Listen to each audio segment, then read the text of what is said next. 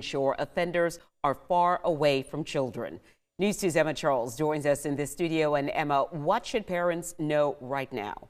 Well, Carolyn, the agency is responsible for performing checks on hundreds of offenders across the state during the year, making sure they're complying with strict guidelines.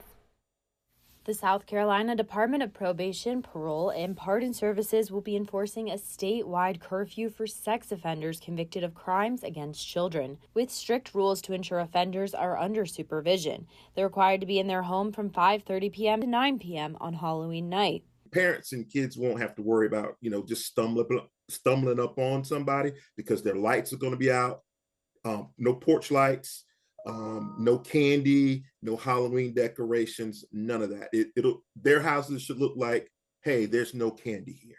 Agents visit the home of offenders, with each agent in the Low Country responsible for checking 4 homes. Over 560 residence checks were performed across the state, and 4 arrests were made. Our agents are very well trained. They know how to deal with them. They're all Class 1 law enforcement officers.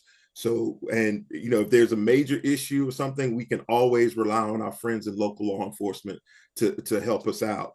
But, fortunately, Charleston County has been incident free for the last couple of years, and we're hoping to continue that trend.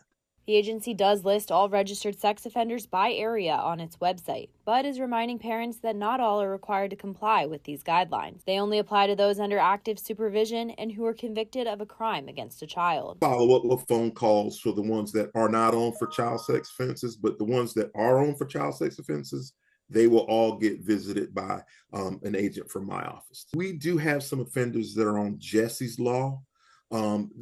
These offenders are not under this curfew because they're technically not under the supervision of our department.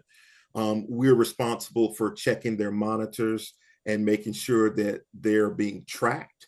But however, they don't fall up under the sex offender curfew guidelines.